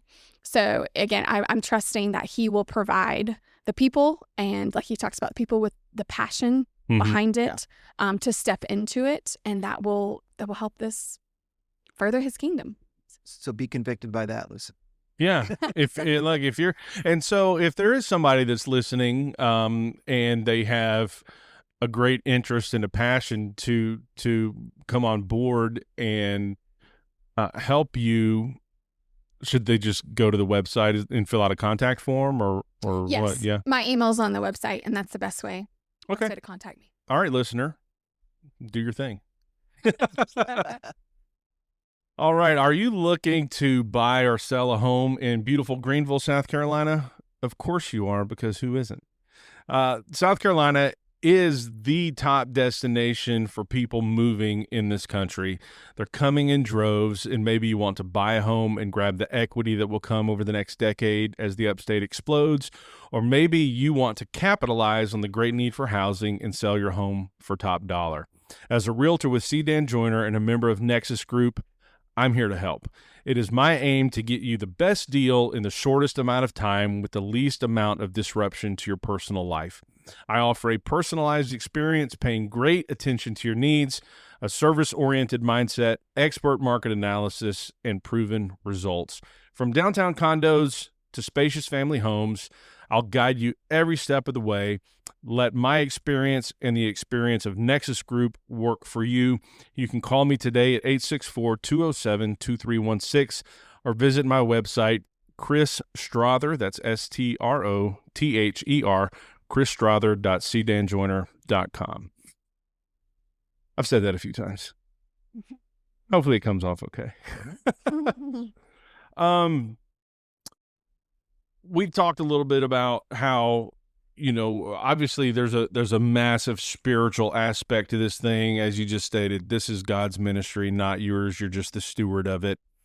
And you mentioned you're gearing up for this next 8-week summer program. The summer's campaign is Superhero Fuel for Superhero Faith. And you talked about how just enough contact and over time, people, obviously, they start to open up. Hey, can you pray with me over this? And here's some struggles or what have you. So, is the extent to which you're sharing the gospel that, or are you also placing literature, kids' literature in the bags for them? Yes. So our theme, so let me take it back for a second. Last year, our theme was taste and see that the Lord is good. Oh, nice. Okay. So we highlighted one of the 9 fruits of the Spirit each week. So, again, doing that, it's a 5x7 flyer that goes in each bagged lunch. We have actually Spanish version and English version. So we're able, again, to meet people where they are. To provide it in a way that's colorful, that's kid-friendly, it's something that they're not hopefully just going to toss in the trash, right, or throw over their shoulder, but that will be engaging for them and that will meet them where they are. So this summer, fast forward, their theme is Superhero Fuel and Superhero Faith. And this one's been really fun because honest to God, this idea came to me in a dream. And I'm like, okay, wait, superheroes? Lord, I don't know anything about superheroes. Okay, what does this look like? And the idea came where, to put this concept out to our volunteers and to their children, which I haven't even spoken about yet, but this nonprofit is very family friendly. We have probably more volunteers that volunteer with their children than those that are, for example, widowers. Welcome all of them to serve. They all have a place, but this is very family friendly because that's something else too. When Paul and I moved to the area that we found very challenging, to a place to serve that allowed children to serve under the age of 16, even with their parent. So that's something that, again, I wanted to provide. I tell parents all the time, you know your kid best. If my 3-year-old can put a bottle of water in a bag, so can yours. And again, just welcoming families to serve together. And that has been very well received in our community. But going back to Superhero Fueled, Superhero Faith is, I had put out to our volunteer and their children a contest, basically, to draw me a superhero of faith. What does that look like to you? And so we had a little boy. His name's Maddox, and he's 8 years old. And his superhero drawing won. I put it out, of course, to vote to all of our community partners and volunteers. And it was really neat to see the entries that came in. I even opened it up to some of our families that we serve at the community table. So we even had some entries of those that children that we serve, and just seeing what does that look like to them? What does a superhero faith look like? And incorporating, again, our purpose to provide nutritious food to fuel our bodies. Yep. And then also to recognizing that we serve a big God, a God that sees us and a God that cares for us. And so this summer, really each week, we're going to be highlighting a superhero of the Bible and just kind of incorporating, like I said, those concepts to where it can reach a child, something that makes sense to them. So what did his superhero look like? I know. I wish I could have a picture in front of us. Super cute. As you can imagine, I'm an 8-year-old drawing. Yeah, sure. Long straggly arms. But he had, I'm trying to remember, on this front, he said the holy God. It was like a big sunshine. And he had a sword with a Bible at the end. And out from the Bible, it said lies, lies, lies. And it was deflecting the lies. Oh, nice. It was it's really, really thoughtful. That's creative. I love it. One of my favorite graphics I've seen along these lines, and I think I saw it on a T-shirt on social media somewhere years ago, but it was basically, it was a picture, and maybe you've seen it, but it was a picture of Jesus, and he's sitting with like Spider-Man and the Incredible Hulk and Thor and all these superheroes, and he's sitting with them all, and then just the thought bubble from Jesus, all it says is, and that's how I saved the world. It's so great. But I would say another way too, you asked the question about how we're sharing the gospel, is we encourage our volunteers at the community table to sit with those that come to partake of the meal, and just to form those relationships and to share their faith while they're doing that. On a side note, something that has been very inspiring to me is this past Sunday at our church, there was a baptism. And the two young men, one was baptizing the other, and they shared the story. And the one that was getting baptized was sharing that he had been praying about, he was new to the faith, and he was praying about someone coming along and discipling him, someone coming along and inviting him to the church so he could be baptized. The other young man, who was a regular at New Spring, had worked with this gentleman and felt the tug on him to go and share who Jesus is and share the gospel with this young man and invite him to church. And the young man came along, and a couple Sundays later is baptized. And I walked up to both of them, and I was like, God, this has just been such an inspirational, convicting story to me. Yeah. How many times are we on a plane and we just choose to put our headphones on? How many times do we feel that tug and we explain it away? Yeah. And we don't take that opportunity to share who Jesus is. And that's one thing that for myself and for my family that we try to do, is to be intentional about sharing the gospel. Well, and I think that's what it's done for our family, is just stepping out in obedience. Like Paul's, I was scared to death. I was scared to death to think about starting a nonprofit.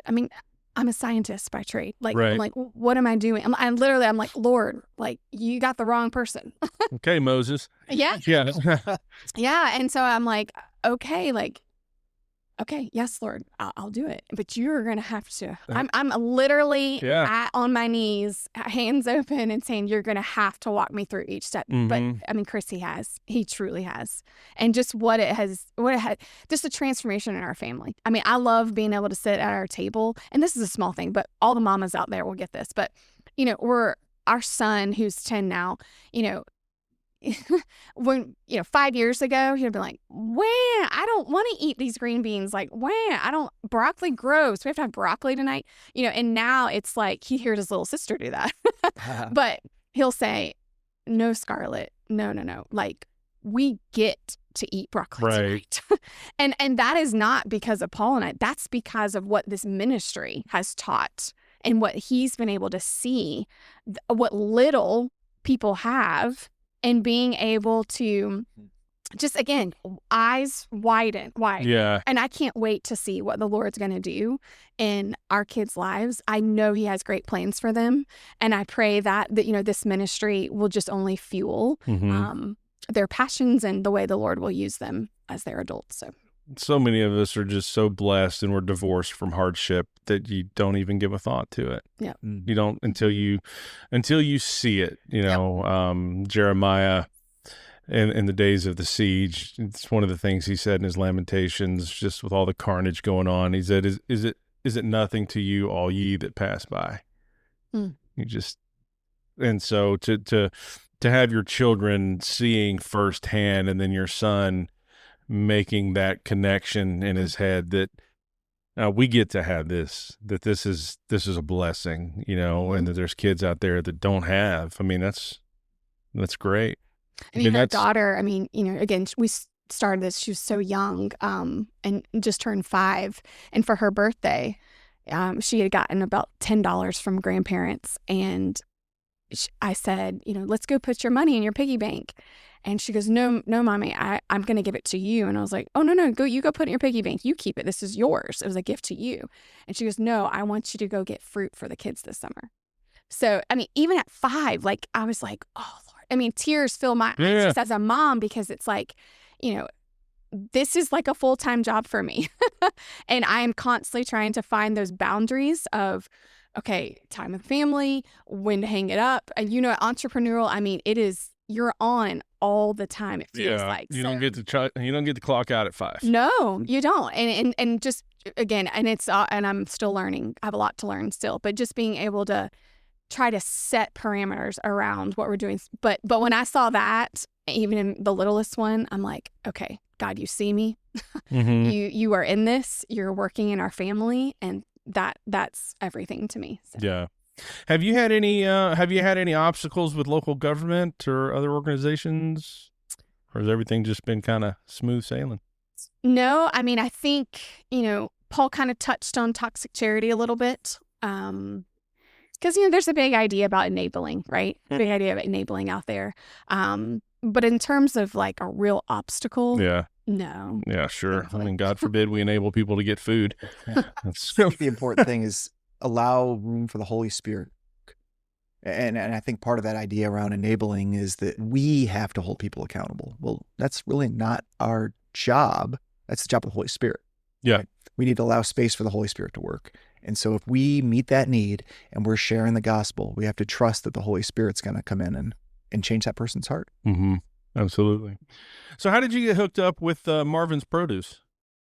So the school counselor at Powdersville Elementary, it is her husband, actually. Okay. So she's amazing. And she's been, again, a great contact and kind of the gatekeeper, if you will, in terms of helping push this resource out to families in the school system.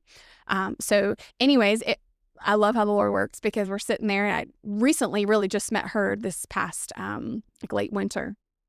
And she's sitting there talking, and casually comes up that her husband has and I'm like, wait, did you just say produce? I'm like, oh my word. I'm like, okay, we need to have a conversation. So we met, and great guy, great man. So I'm excited to be able to work with a local produce company. Yeah, no, that's great. Being able, like you said, just fresh fruits, fresh vegetables, you say frozen meats, in the boxes. Yeah, that's through the storehouse. Okay, so Marvin's Produce is helping you with the Friday bags? That's correct. Okay. And then, so what is Easley Storehouse? So the storehouse in Easley, and I will do it disservice if I try to explain, but basically they have a market.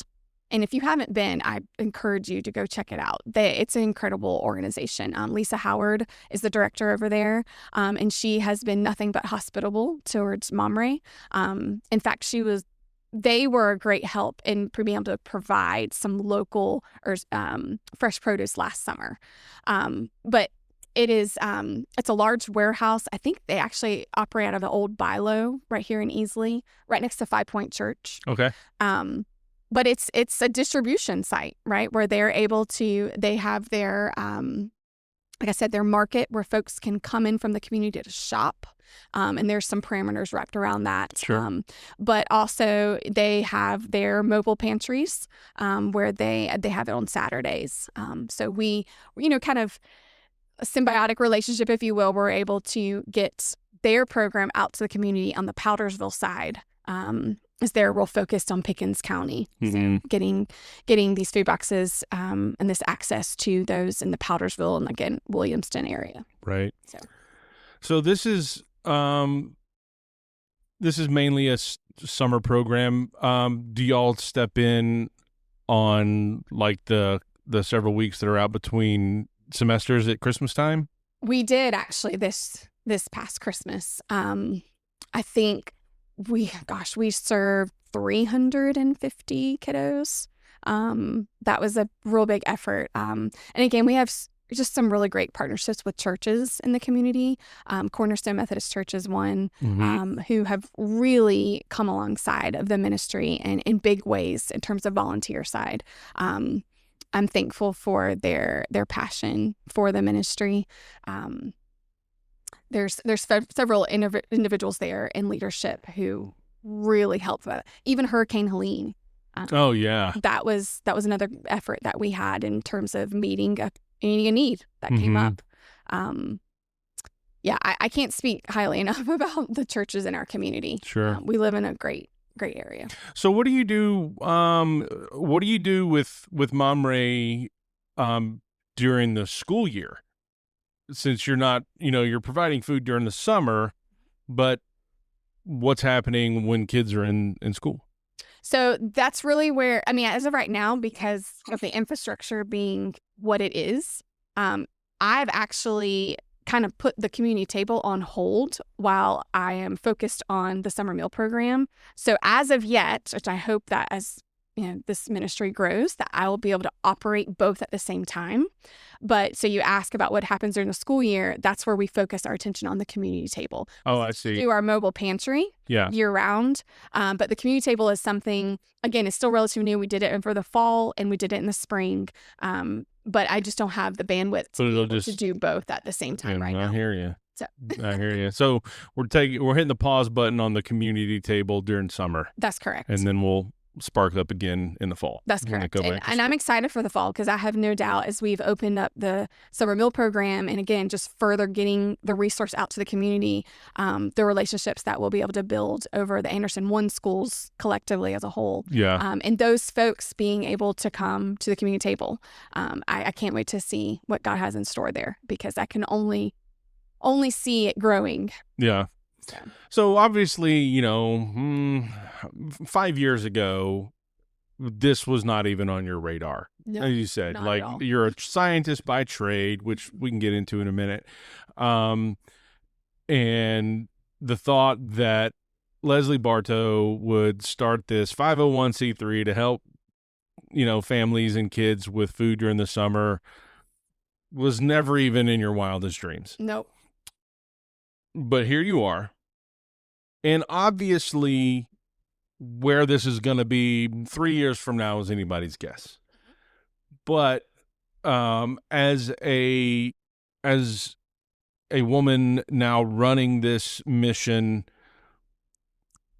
do you have, looking ahead, obviously you're going to keep the core mission what it is, but have you thought about possibly expanding your areas of service into other places of support?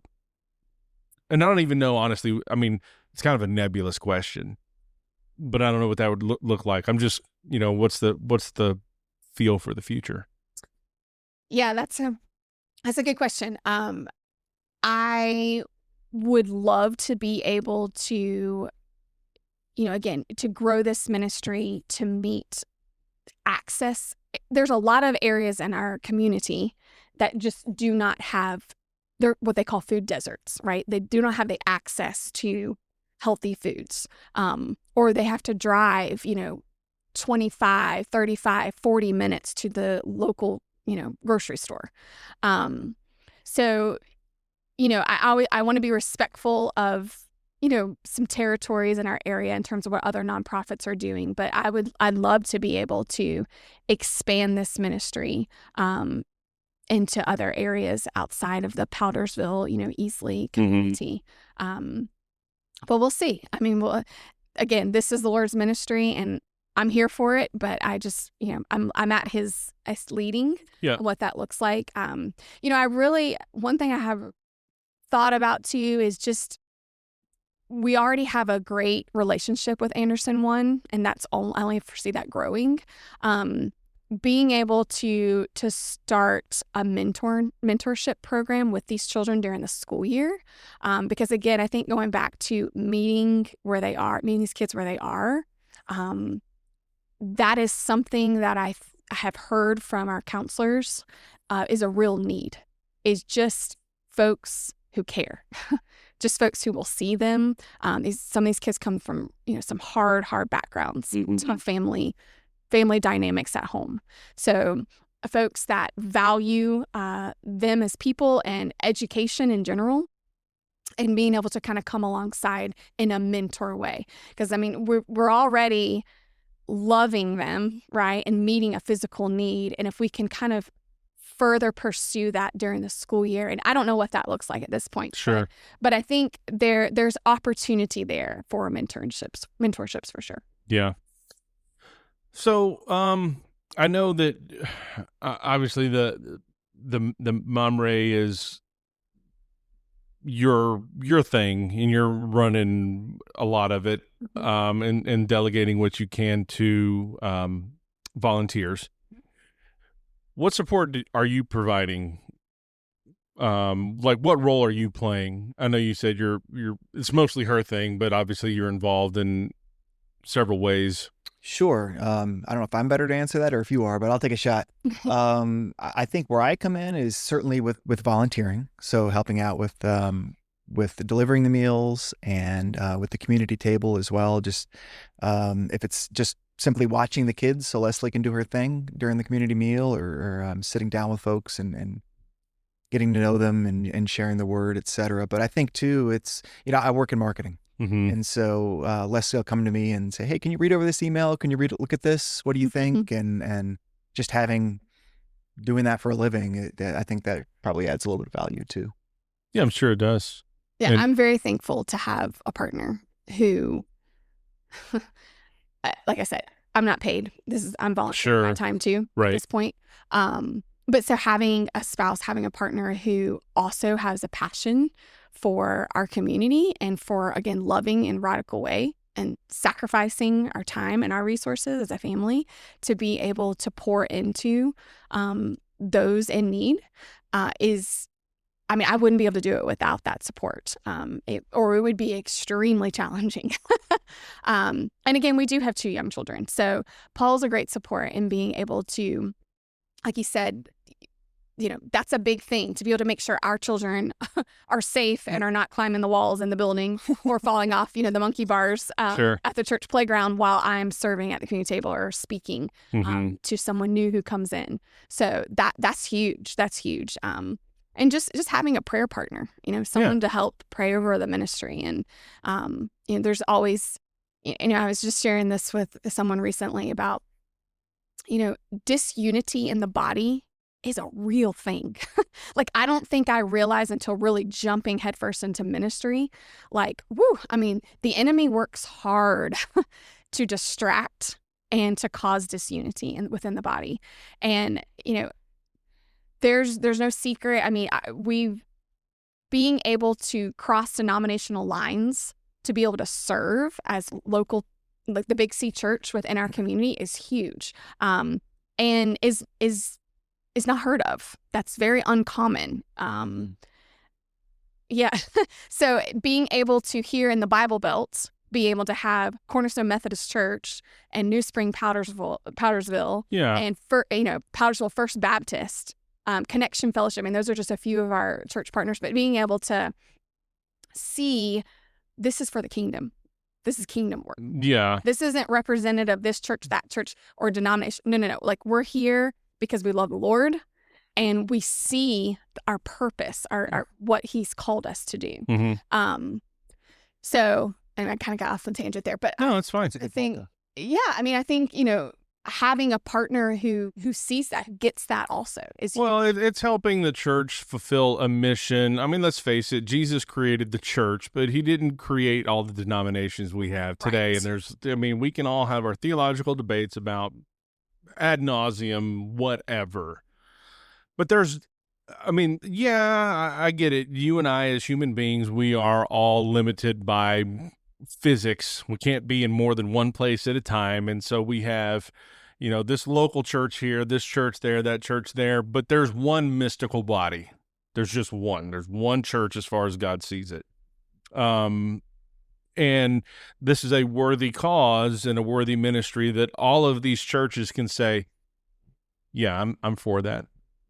And let's do it. And so, you're the Lord's using you to help that as a catalyst for as much support as possible. I think it's a great thing. You are a clinical lab scientist by trade. That's pretty cool. Working in labs in North Carolina and Virginia with a focus on infectious diseases.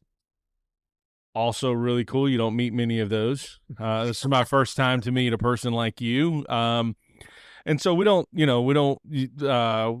talked a little bit about the pandemic and things prior to the show, just in the show notes.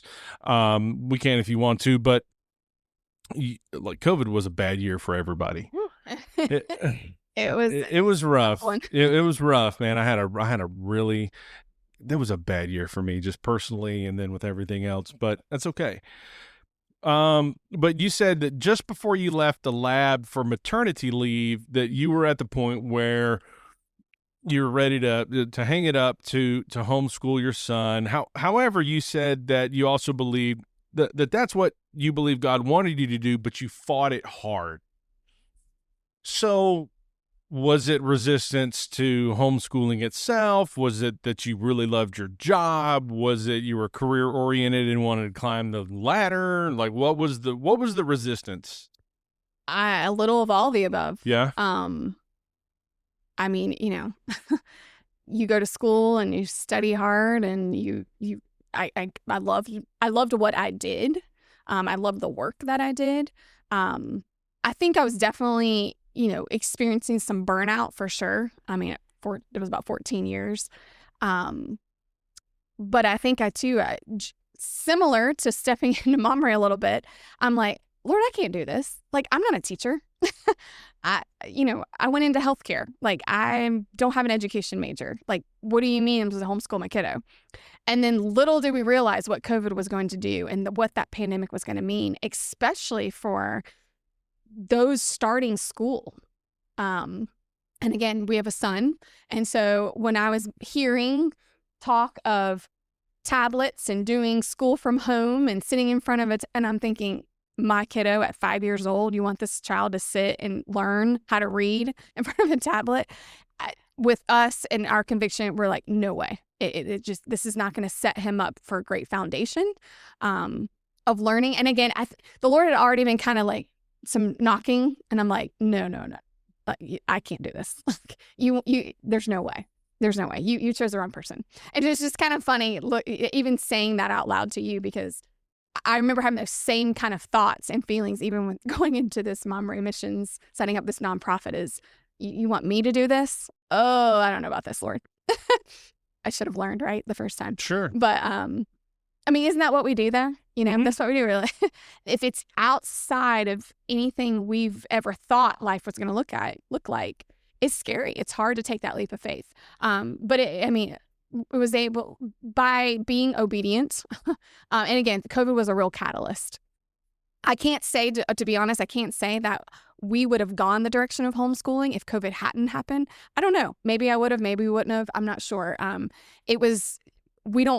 I don't know anyone who homeschools. So again, this is Virginia. This isn't the Bible Belt. We weren't in the Bible Belt. There's a lot.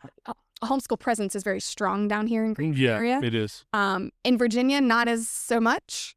So again, I mean, what I was embarking on, and I mean, even my coworkers were like, you have lost your mind. So, it was, COVID changed a lot for us, and it really slowed us down. And I thank God for that. Mm-hmm. I remember it's a long story. We came down, our daughter was born in February. COVID obviously happened, right there, beginning of March. Out on maternity leave. Our son now is home from daycare.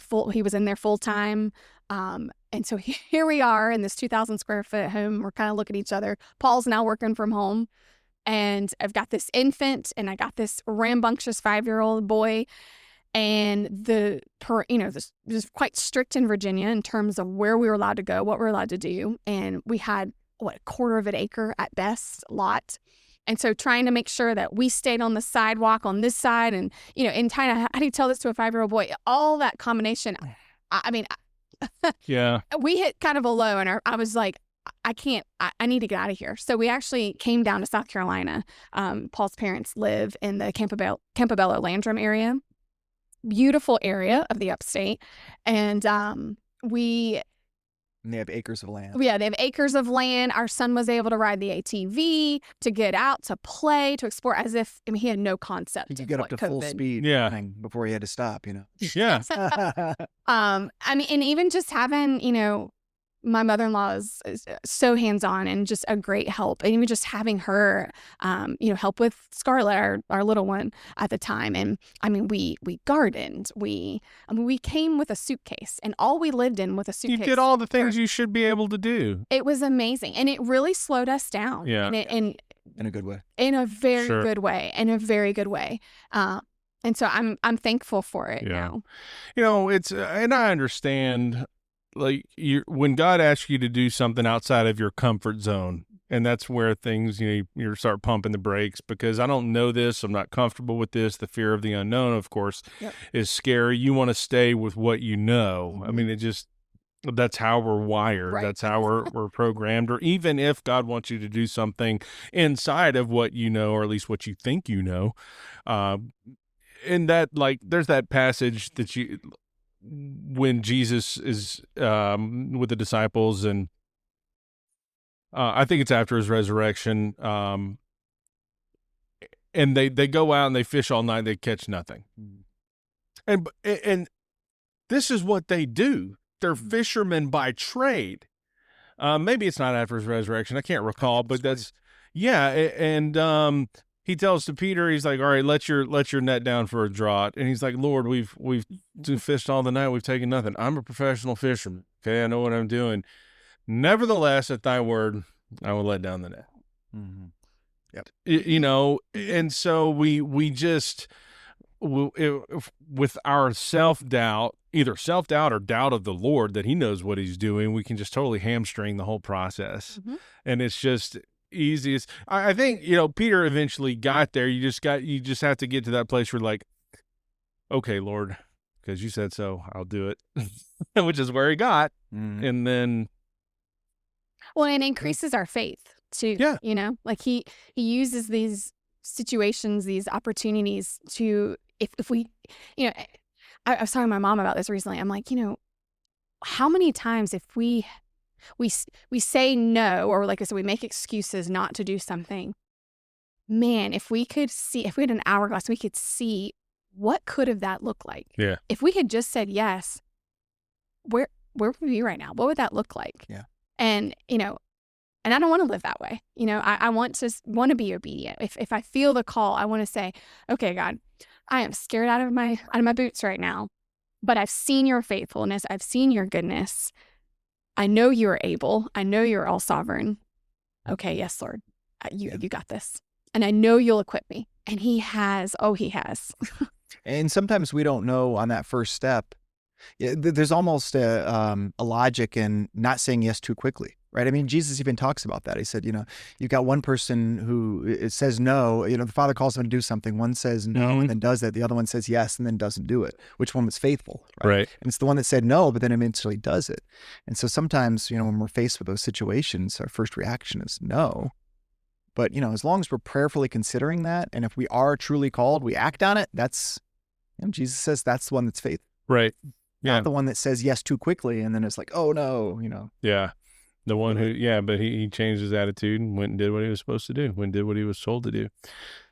So your kids are now currently 10 and 5. And then, I didn't know this until we started having conversations. So you homeschooled him, but now he's back in traditional school, or at least he's in Christian school, That's right? correct. Yeah. Traditional model. Oh, sure. So what,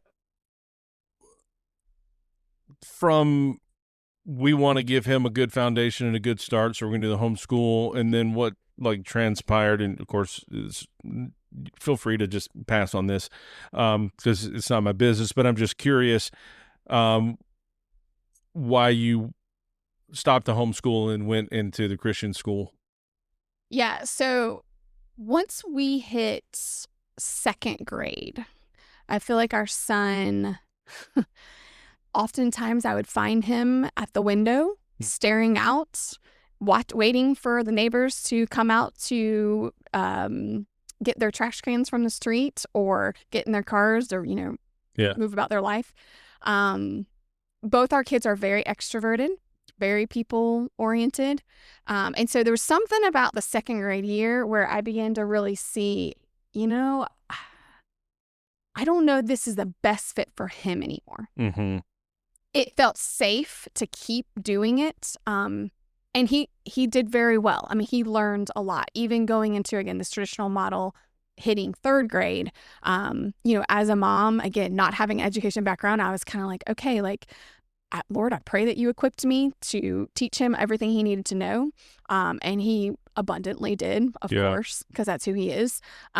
But he has done very, very well in traditional school. So it was a very good transition. But that was really kind of the catalyst. Sure. Was just seeing him, that desire for community. And again, he's in baseball. Like, we do other, activities in the community.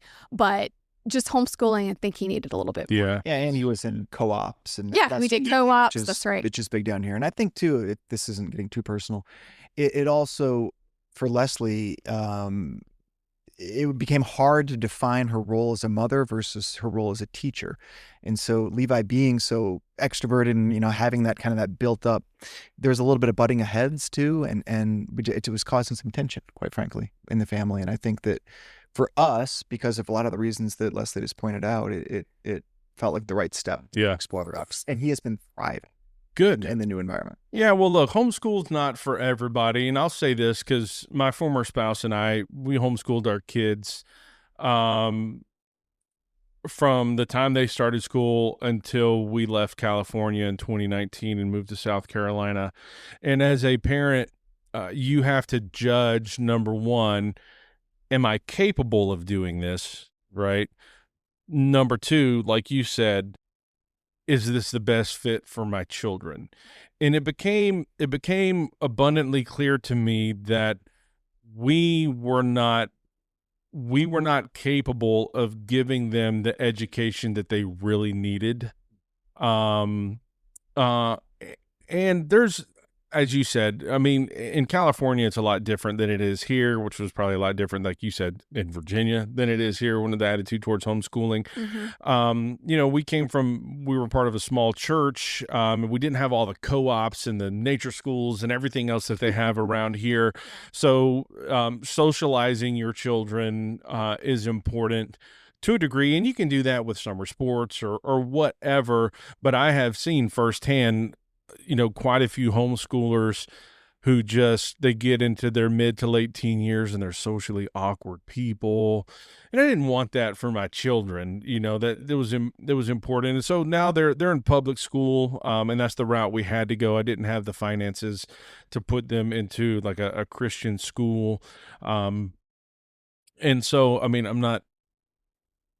I'm grateful for the public school. I am a product of the public school, although public school in the 90s is much different than it is today. So I wasn't overly thrilled with putting them in the public school, but it was the option we had to do, and it's done well on some things, and I have my gripes, but it's a hard call to make, and you have to be able to discern, like I said, can you do this, and is it a good fit for them? And having done it for a few years now, like, what advice would you give to some parents that have been thinking about homeschooling, but they haven't quite pulled the trigger on it?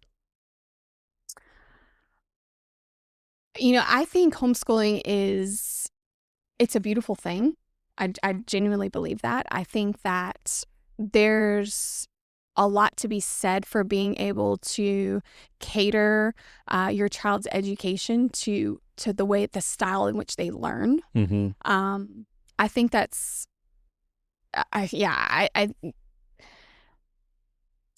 I'm thankful that it is an option here in, the upstate, just specifically. I mean, in general, in the United States, to homeschool our children. And, I think there's a lot of bullying that goes on in schools. I think, again, there's lots of different reasons people choose to homeschool. Sure.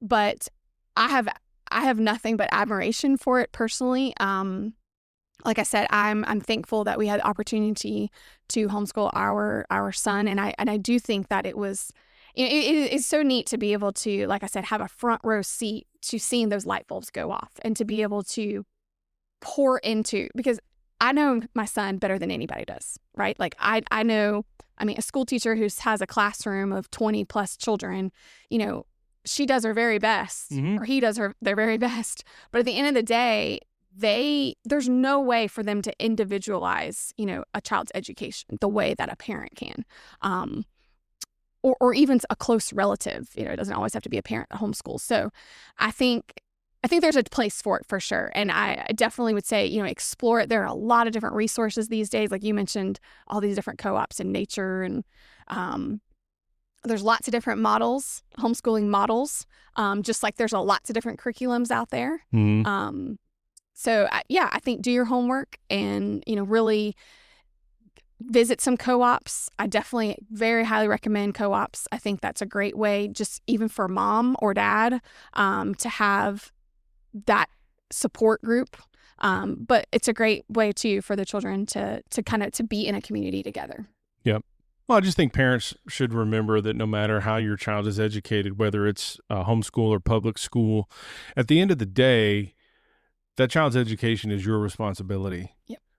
I mean, it just is. We have a public school and that's what they do, but that child belongs to you and everything about that child is your obligation. So for what that's worth, but anyhow. All right. Well, look, I was just fixing to say, I don't have any other questions unless there was something else you wanted to cover that we missed. Goodness, we hit a lot. Yeah. I think, again, I'm just going to put a plug out there for our fundraiser. Absolutely. That's something that, like I said, really allows us to be able to beef up the nutritional side of our bag lunches this summer. So, is that on your website? Can people go to your website and buy T-shirts for the fundraiser, or? The best way to approach it is through our social media page. Okay. That's the best way to access it. It's on Facebook or wherever. Right. It'll be something that it runs throughout the summer. So. Okay. Yeah, and that's something they can monetarily donate at. They can actually purchase a T-shirt for a child we're serving, or they can purchase apparel for themselves or their families. Sweet. All right. Well, I do have one other question, just really quick. One thing I always ask the people to sit down with me is just the names of a couple of people you think that I should have on the podcast. You mean in the future? Yeah. Ooh. Well, I'm going to say the Storehouse and Easley. I think they'd be a great, okay, a great one to have on the podcast. Trying to think. What about Josh Enlow has his own business, doesn't he? So he's one of the volunteers with Mamre Missions, and he lives, he's right in the Powdersville area. Yeah. He's a part of Cornerstone Methodist Church. Okay. He's just been a great support. Kind of internet service type business. I can't remember exactly what it is. Sure. Anyway, a local businessman. Yeah. Awesome. We can give you his contact. Yeah. Just shoot it over by email. I honestly, I'm curious to maybe sit down and interview some of the people that you mentioned in the show, like the people that are helping y'all head up, like the FFA, like the people that are helping you with the raised beds and growing and all that stuff, just sit down and talk about all that. Yeah, Mr. Camp. Yeah, exactly. And then Dr. Sheely. Yeah, Dr. Sheely Anderson one. Yeah, should be a good one for sure. Are they connected? Dr. Sheely and absolutely. Yeah, see, having them together as a dual interview, that would probably be really fun. Yep. Yeah. So awesome. Well, look, if you are in need of my services as a realtor or with a cigar box, you can get me directly at 864-207-2316. You can also visit mobilecigarbox.com. Check me out there, or shoot me an email if it's real estate related to cstrother@cdanjoiner.com. Paul, Leslie, thank you for your time today. I hope it wasn't as bad as you were expecting. Nice casual conversation. Sorry we didn't get around to the cigar, but hey, there's the rain. So it was a good call to be inside. All right, everybody, thanks for listening. Please share this on your social media with your friends and family and with the world, because Sunday Afternoon Smokes is pretty sweet. We will see y'all again with a new episode soon. Have a good one.